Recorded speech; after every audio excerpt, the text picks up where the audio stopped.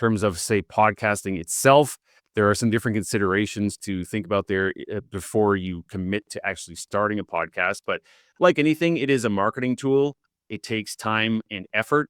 There's no free pass to get leads and revenue for your business, whether it is paid advertising or just posting on social media or referrals. Everything takes effort. And podcasting is just another option that you have for doing that if you feel that it's the right fit for you.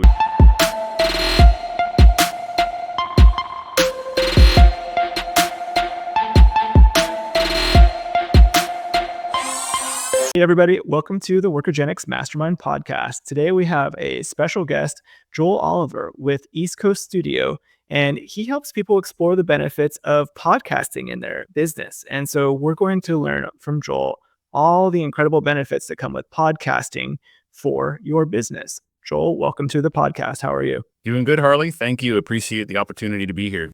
Our pleasure. Joel, tell us a little bit about your background. You shared a little bit that you were a solo freelancer for over a decade, and before starting this agency, you've been a digital nomad, so that's got a special place in my heart.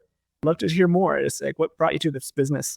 So my first money that I made online was through freelancing. It was doing voiceover work, and I just thought that was so cool. All of a sudden, I was getting paid extra money for something I was doing on the internet. And so as I got a taste of that, I wanted to do more and more of it. And I did have an audio engineering background professionally. And so I started looking at the marketplace. This is probably 2014, 2015 to see what else could I do out here. And I saw podcasting. It was becoming a thing. It wasn't as big as it is today, but it wasn't extremely tiny. So I saw that. I started offering podcast editing services and kind of took off from there. I was still doing it freelance. It got bigger and bigger. So it grew it into company. But also with the voiceover stuff I was doing, that didn't lend itself well to traveling, which is something else I discovered being someone who was working for myself. I didn't have to be anywhere in particular. So I started doing a bit of travel and I thought, well, I can't do voiceover like this because you need a proper quiet studio. You don't really know what you're getting into. So I went full on to podcast production, and that's really when things were taking off, and went into that full time and got help, and it grew the business into what it is today, which was almost 10 years later. Love it. Well, so someone who has a business right now, but maybe is not doing podcasting, whether it's hosting a podcast or guesting on podcasts, what considerations should they ask themselves before getting started and picking a direction, or even choosing to do both maybe? Yeah, there's definitely great benefits in doing both, being a podcast host and guesting, but you could do one or the other. I would say it's not even uncommon to see someone with their own podcast who doesn't appear on other podcasts, because it's a great way to grow your show and you already have the setup for it. You're used to doing it. It's kind of easier as well, in my opinion, than preparing your own episodes, because you just show up and talk and you're getting this marketing, you're getting backlinks. It's a great thing to do. So I think there's just a lot of synergy there between doing both if you're already a podcaster. In terms of, say, podcasting itself, there are some different considerations to think about there before you commit to actually starting a podcast. But like anything, it is a marketing tool. It takes time and effort. There's no free pass to get leads and revenue for your business, whether it is paid advertising or just posting on social media or referrals. Everything takes effort, and podcasting is just another option that you have for doing that if you feel that it's the right fit for you, or you feel a calling to actually do it and put that content out there. There are plenty of benefits to doing it. It's not necessarily for everyone, but another potential marketing tool that, like anything, takes effort and time to actually get results from it. There's no overnight success with anything. You know, that resonates. We had a marketing specialist come on an episode a couple weeks ago. It's not been published yet, but they were talking about finding your passion in marketing. And so this definitely could be one of those niche things that if someone really feels a passion for sharing the information, getting in front of people talking, podcasting might be better for them than trying to figure out paid ads or doing like networking events or things like that. Absolutely. And the great thing about podcasting is you can repurpose content. So me, for example, I don't really want to sit and record Instagram reels all day or script them out or write blogs. It's not really my thing, but I really like doing the podcast. And then we can take that episode that I just prepared that episode and delegate that repurposing, and it can go out in all their forms of content, and I don't have to think about it at all. So I really like that we can be in those various platforms and formats, but I don't have to put the thought and effort into it. And something else on that passion note as well reminds me of something I talked about recently. I think I put it as an Instagram story. because I saw in a Facebook group online, there was a podcaster asking, how do you stay motivated? And I was thinking, it's like the same way I stay motivated to run a business. There's no other choice. So getting back to your point about what you find enjoyable, you really shouldn't be in podcasting if you find it's a grind or oh man, how do I convince myself to do this episode? It shouldn't feel like that. And you're just inevitably going to give up anyway. So if it feels like you don't know how to keep going, then that's not probably the right fit for you in terms of what you should be doing for marketing. But there's a lot of different discussion around that. I see a lot of social media, we have to be on there these days, but people talk about, well, I don't really want to be on there. And I struggle with, certainly think about what your goals would be for starting a podcast. And if you're into that kind of medium and if you find it fun, those are great considerations because you don't want to get stuck in this not wanting to do it. I think all the possibilities out there, podcasting would be the worst one to do if you don't want to do it because you have to show up with a great attitude and be interested and have a conversation. And if you're just not enjoying that, it's not for you. Don't bother. Yeah. That kind of led me to another question I had was, how do you decide the format for the podcast? Because there's a ton of different ways you can do it, right? You could have guests, it could be a monologue, you could tell stories, you could share facts. How do you make that decision of like what's going to make the best ROI for your time and money on a podcast for your business, since we are specifically talking about podcasts for business? Yeah, there's a lot of nuances there that could come down to personal preference. Honestly, there may not be a big difference in some of the little things. But let's talk about a big one you mentioned there is solo versus interview, because that's a big one that a lot of people consider. First of all, some people just enjoy doing one or the other more. They might find a solo episode really difficult to prepare for, but an interview, they're just a naturally great talker and they're naturally curious and they find those easier. So that can depend. It can be the opposite for other people. But the thing that we're finding these days and what we recommend to our clients is to do a bit of both. Okay. Because interviewing is great. Your goals will come into play here as well as like, what is your end goal? For us personally, we started a podcast. One of our goals was to network more and potentially meet new clients, things like that. So if we didn't do guests, we'd be missing out on a big opportunity there. But that's maybe not everyone is doing their business that way. But there are other things to think about. You want to be seen as an authority in almost every case. Now, if you're only doing an interview podcast, you might not get the opportunity to really show yourself as the authority or demonstrate your knowledge as much.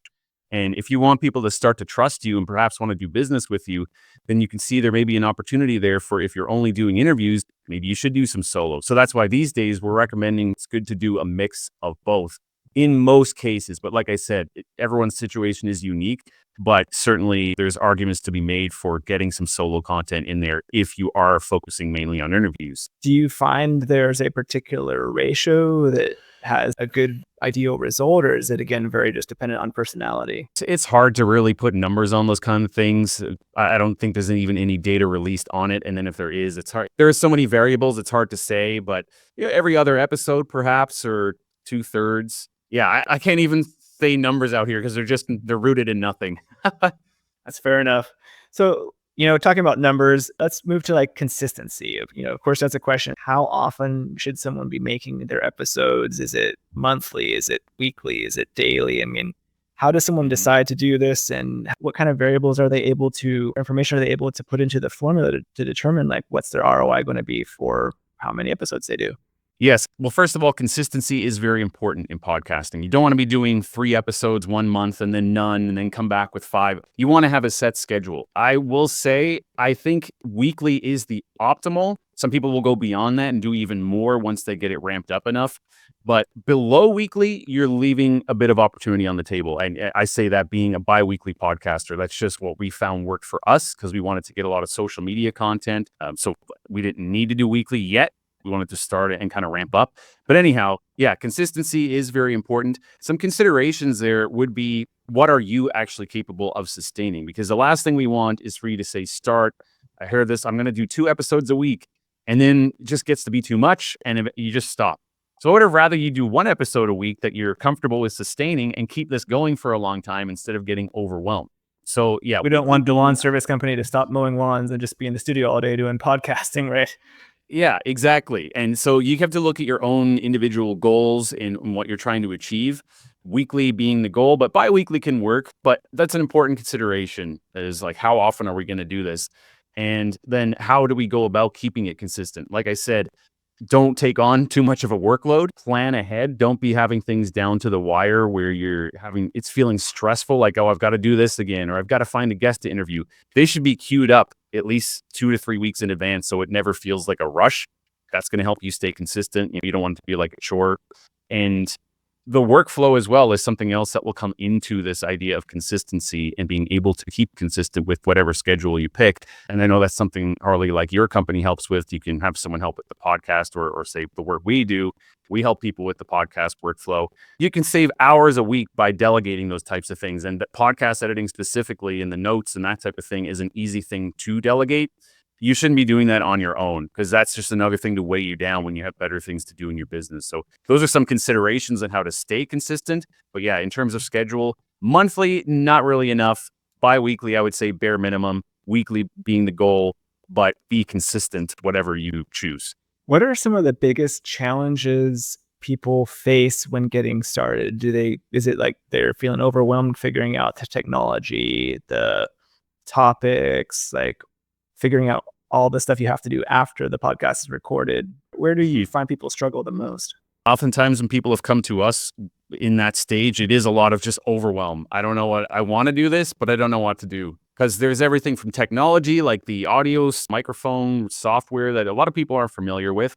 The topics, what should I talk about? How do I find people to have on there? There's a lot of things with podcasting too. You may not even realize exist that could help you. There are different resources for finding guests. There are great ways, and you have this set up, and a lot of podcasters do, for getting your guests to schedule interviews, where you set up a nice automated system. They can schedule the call and input some information. If you're a new podcaster, you don't really know much about it. You might not even know that that's a possibility. And then you start out doing it in a completely inefficient way or the wrong way, or you do your first 10 episodes and they sound terrible because you never researched a microphone or got an audio editor. So yeah, there's just a lot to know. I highly recommend people, especially if you have a business, a brand, or something where you want to come across as a professional, find someone to help you, even if it's just a quick consulting call, something like that.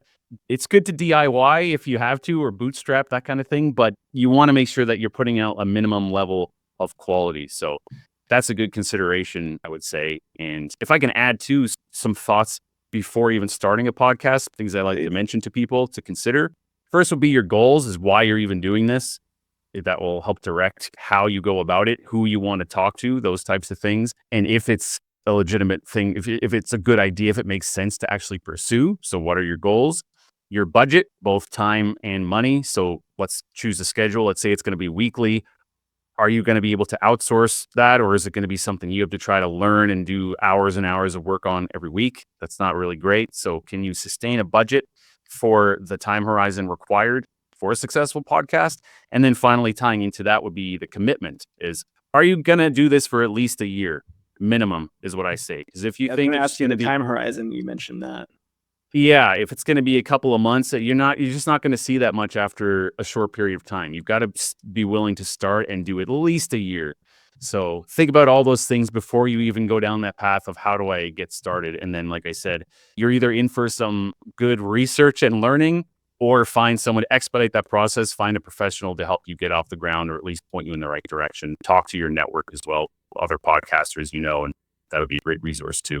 And one thing I have noticed in getting started with podcasting and also being a guest, there is a ton of podcasts out there that are zombie podcasts. Maybe there's an industry specific term, but it's like people who had a podcast that was going, like you said, for a year or 6 months, and then it's just died. But it lives on forever on the internet. And I'm wondering, what are some common mistakes you see podcasts make that then maybe end up as this, as I call it, zombie podcast situation that, of course, we would not want for someone trying to run a successful business? Yeah, I mean, a mistake that would lead you there is perhaps incorrect expectations. So you find out it's more work than you expected. It's hard to get guests. These can all be addressed if you do some proper work up front and find out how to actually make this work. But yeah, not even knowing what you're getting into, that could certainly lead to that. Or knowing, we just mentioned the time horizon, how long you should expect to wait before you really see some results. Because if you do it for a couple of months and then nothing's really happening, you give up. You shouldn't have even started, because I could have told you right away, 2 months is not long enough to see anything. So that's not a good excuse for it stopping. Now, some other things that could tie in here in terms of mistakes that I see that could lead people to disappointment and things not going well. One would be poor audio quality. We touched on that a bit, is just putting something out there that doesn't sound good. People have an infinite amount of content to choose from. If they hit play on your podcast, you're lucky enough to get them to hit play and it's echoey or noisy and they can't hear the words properly in their car, they're turning it off. So we want to have a foundation here that we pay attention to, right? We want some basics like that in place. Otherwise, you're really just never going to grow. You're going to lose that motivation, and then you'll have a zombie podcast. The inconsistent publishing was another one I mentioned. Not promoting your show properly on social media, mailing lists, whatever the case, it needs promotion to grow. Also, if you're having guests on, follow up with them, give them the resources they need to promote the show. These are all things I'm kind of getting into here that would help ensure success of your show, and it wouldn't end up as a zombie podcast. But knowing the expectations up front, what's this going to take? How long do I need to be committed? What kind of time or money do I need to invest into it? Those are all good things to consider. And the goals I mentioned before you even get started. So we can either set you up for success, or you can make the decision, you know what? I don't think this is for me. I'm not going to be one of those zombie podcasters. I'm not going to do it. Perfect. We talk about the expectations. Can you share some success stories of people that you've worked with, kind of, help people understand, like, what can you get out of having a podcast or being a guest on podcasts when it comes to your business?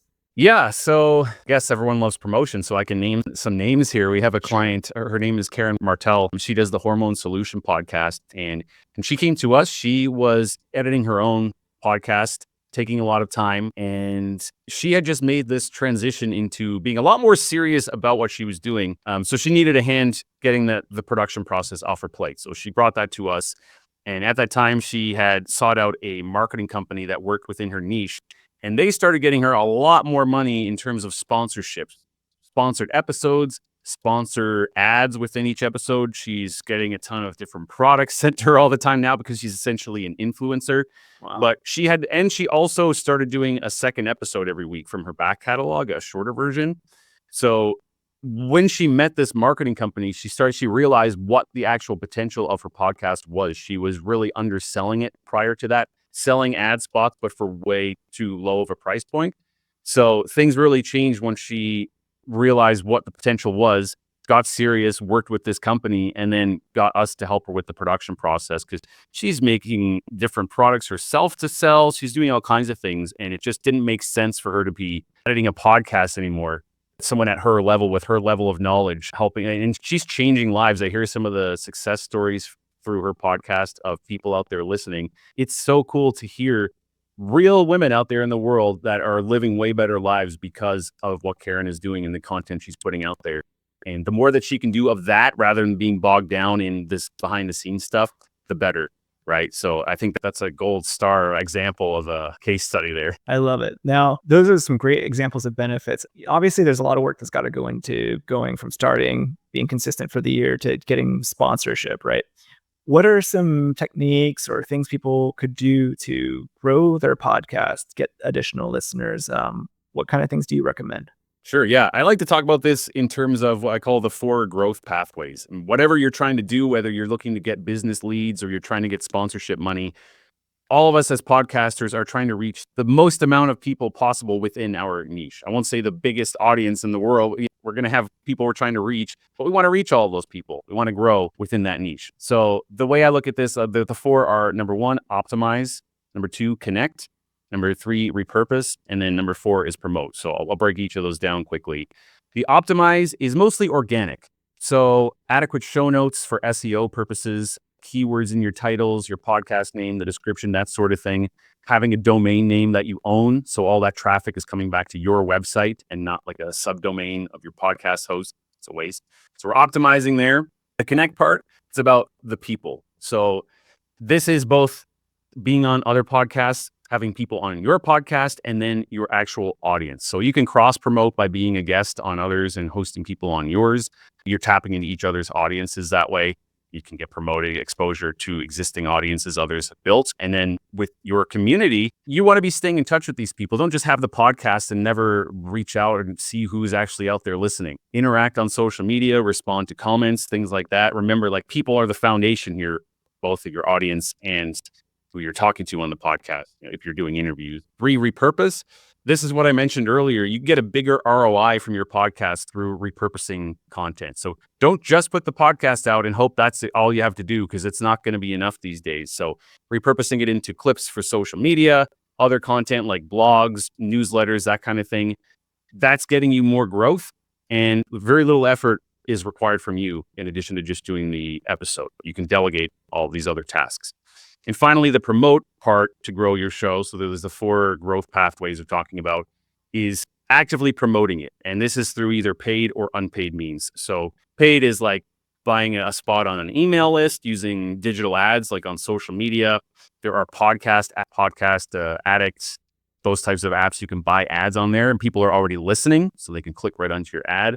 And then the unpaid side would be things like Facebook or LinkedIn groups, in-person events, networking events, that kind of thing, AMAs, just engaging on social media, that sort of thing. But those are the 4 key things you need to think about to actually grow your show. That's a ton of value there. So now we've got the consistency, we got listeners.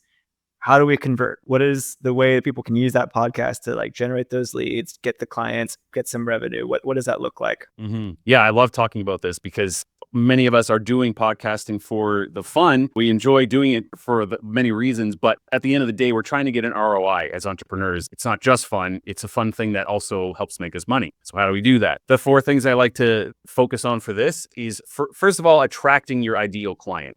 So we're not just making a podcast for anybody out there to come along and enjoy. You've got to be very clear about who your ideal client is. Vagueness is going to drive them away. So think about who that is. Filter all your content through that lens. So is this going to be something that's valuable to this type of person or not? And I don't mean like you have to be everything to your ideal, like an entrepreneur. You don't have to say, I have an accountant on here, even though I don't talk about accounting. You're not trying to be everything to them. Just provide them very good value for what they need. Second would be a high ticket offer. So this is what provides the margins to actually fund your podcast and your business and make things easier. You don't want to be selling little $50 products to 1,000 people. You want to sell like $1,000 or a $5,000 thing to a smaller number of people. And when you understand your ideal client, you're able to provide them this dream outcome with high certainty, right? And then you have that offer, you promote that clearly in your podcast or a lead magnet or something, but very clear, not a complex web of different offers and different things. It's here's the one thing. It's a high ticket thing. This is what we do. We do it well for these people. Once you see this working, you're getting some clients coming in through that, you can scale up. We talked about how often to do podcast episodes. If you're not doing one a week, get up to one a week. Perhaps you can do even more. Once you feel the podcast really is running at full capacity, then you need to look back to the business to see maybe we need to raise our prices or add a new product, something like that. And then the final strategy there is leveraging your time and focusing on what you do best. So once you've freed up time, say you've got the podcast running almost on autopilot, you're just focusing on the interviews, the content, everything else is being done by other people. You can exponentially gain even more time back then because you are now able to go and focus your time on automating and delegating other things in the business, working at a very high level. So that's it, right? Attracting the right people, having a high ticket offer for them, scaling up, getting the most that you can from the podcast, and then using your time in the most efficient way to grow your business. These are all keywords and concepts I love. Joel, tell us more about the service that you provide, because I'm sure someone, if they haven't done podcasting before, they've heard all the tips, all the things that you got to do it well. They might just be like, I don't have time for that. I got an hour a week.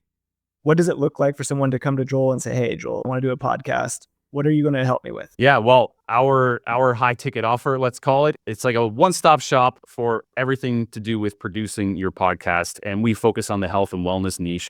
So essentially what the podcast host is left to do is plan their content and record it. So whether that's a solo episode or guest episodes, they handle all of that. Once they've got their recording done, it comes over to us. We essentially do everything else. So that would be the audio, video editing, writing the show notes, making the clips, reels for social media, and a transcript, and then doing the upload to their podcast host. So they are pretty much hands off once they record, which means if they were spending 4 or 5 hours per episode before doing editing and notes and all that, now within the same 4 or 5 hours, they could record a whole month's worth of content. And we're here. And I guess the thing that I take pride in is the quality of service that we provide. We're very trustworthy. We provide a high quality service for our clients that need that. They need to look professional online, so they need a trustworthy team. And similar to, the service that your business provides, we love that it's just here and it's an easy onboard process and you can start almost immediately. So if you've been having this podcast issue where you like doing it, but it's taking a lot of time, there's not a big amount of training that we need. You come in for a good fit, we get you onboarded, and boom, now overnight, you're saving a bunch of time. So that's really our goal. We do that one thing and we do it really well. That's incredible. That time saving and the point you mentioned of you could knock out a month's worth of content for the investment of having you guys take care of the rest. Like that right there should be a no-brainer for anybody in that space. So I love that. Tell me about this guest prep sheet. You've got something that people can come to your website and check out. Tell us a little bit about that. Yeah, well, one of the things I alluded to earlier was that you need to have fundamentals in place for your podcast to grow. If you're doing a lot of work trying to get it to grow, but the audio quality is bad and people are just turning it off when they hear your episode, you're going to be stuck. So having good audio quality is a fundamental thing. It's not overly difficult, but when you're doing interviews with guests, that can be a bit of a wild card because not every guest is going to be set up with a professional microphone in a quiet space like us as podcast hosts would be. So we have this guest prep sheet, which is something that every podcaster should do.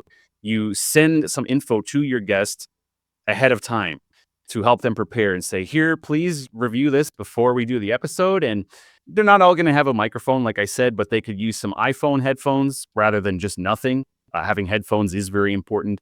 Being in a quiet space, making sure you're on a solid internet connection, not flaky Wi-Fi, all these kinds of things that you can optimize to make sure that you're getting the best possible reporting from your guests and then increasing your listenership because of that. So we have that free resource that people can download it, customized, and get automated, sent to their guests before doing an episode. And that's at eastcoaststudio.com/guest prep. Love it. Joel, thank you so much for sharing your knowledge and experience with us about podcasting today. I'm sure a ton of listeners and viewers are going to have some follow-up questions. I encourage everyone to go to the website. We're going to have all of those linked in the video and podcast description below. Again, thank you, Joel. Thank you, Harley. I appreciate the opportunity.